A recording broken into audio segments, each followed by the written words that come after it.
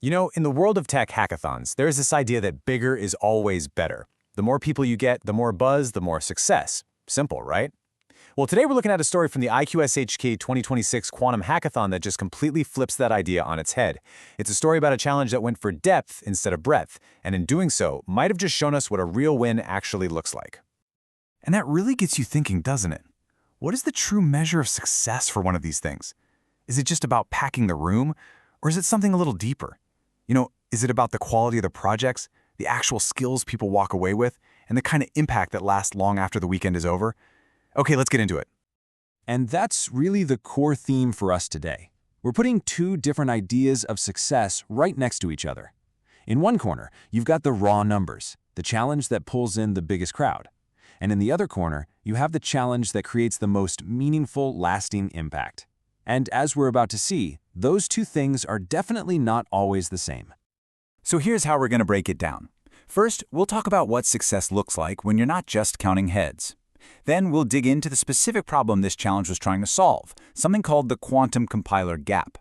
After that, we'll see how they took people all the way from theory to practice, look at the undeniable proof in the projects that came out of it, and finally, explore why this whole thing set a brand new benchmark for success. All right, Section 1, let's set the scene and introduce the star of our story, a challenge that decided to play a completely different game.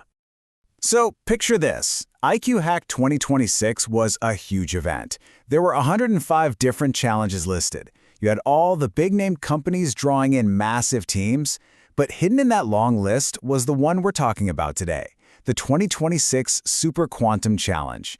It wasn't trying to be the biggest, but it was about to prove it was one of the most important. So what was this challenge all about? Well, Superquantum was set up as a super deep dive into one of the gnarliest problems in the entire field, fault-tolerant quantum compilation. Yeah, this is not exactly a topic for your first-time hacker. It was deliberately niche, incredibly difficult, and designed for people who really wanted to sink their teeth into a serious problem. Okay, let's move on to Section 2. So why would you even create such a specific, high-level challenge? Well, it was all about plugging a really critical gap in the quantum computing world. The mission was super clear. See, a lot of developers use these high-level tools, but they don't really understand what's happening under the hood.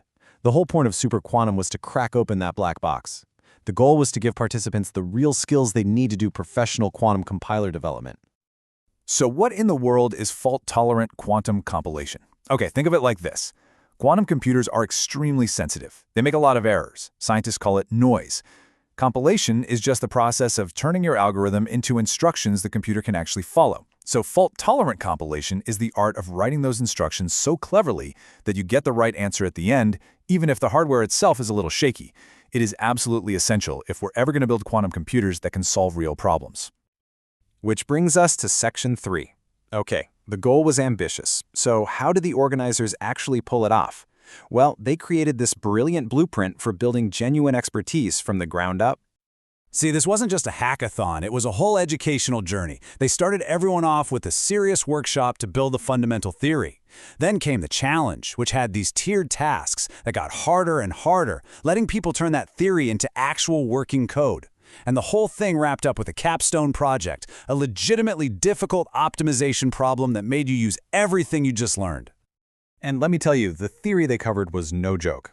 This wasn't some high-level flyby. This was a deep dive into the engine room of quantum compilation.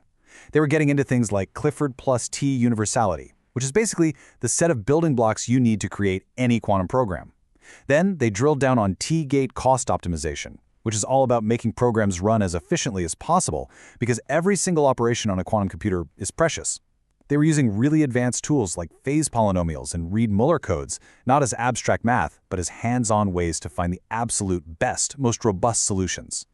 This was a pro-level curriculum, plain and simple. Okay, so the design was incredible. But did it actually work? Well, Section 4 is where we get to the proof, the hard data and the amazing projects that show just how locked in these participants were. Now, at first glance, you might look at these numbers and think, 22 forks, 9 stars, that's it? But wait, because the context here is absolutely everything. For a challenge this technical, 22 forks is a huge sign of serious, dedicated interest. 9 stars shows it earned a ton of respect, actually beating out several other challenges. And that single open pull request? That represents a team submitting a complete, well-thought-out solution. So here's the key takeaway. These numbers don't tell a story about volume, they tell a story about quality. This was never about getting the most people in the door, it was about getting the right people in the door. A focus group that had the technical skill to really grapple with this stuff on a deep, meaningful level. And that dedication, it led to some absolutely incredible winning projects. The first prize went to a team from Clemson University that called themselves Lil Luna. And this is where the story gets even better, because it's about so much more than just a hackathon prize. And they were not alone. The challenge uncovered a whole lineup of top-tier talent. You had teams like Quit and the Q Factor grabbing second and third, other teams getting recognized as top performers. There were even winners from the remote track, which shows you how far this thing reached. It just proves that the whole framework was amazing at finding and rewarding real skill. And this is what really drives home the real-world impact. Clemson's own College of Engineering put out a public announcement celebrating their students' victory. That is powerful external validation. That's a major university saying, hey, what our students did here matters, we are proud of this. That's the kind of reputational win that you just can't measure with simple attendance numbers. So all of this brings us to our final section. Why does this one highly specialized challenge matter so much in the grand scheme of things? Because it gives us a powerful new way to think about success. It sets a whole new benchmark. When you actually measure it against the official success criteria from iQuHACK, Superquantum didn't just meet the bar, it soared over it. Did it attract meaningful participation? Absolutely, check. Did it produce high-quality solutions? Oh yeah, exceeded expectations, big check. And did it have an educational and reputational impact? It exceeded expectations there too. I mean, that's a home run. And look, you don't have to take my word for it. The final verdict from the official performance report says it all, and I'm quoting here, the Superquantum Challenge was a benchmark for how to run a high-level, niche technical track that yields exceptional results and lasting positive impact. It didn't just succeed, it created the new playbook. So, I'll leave you with this question to think about, especially if you're building a team or a community in tech. In a world that's always chasing massive scale, could it be that the biggest impact isn't found in the largest crowd, but in the most focused, most dedicated room? What do you think?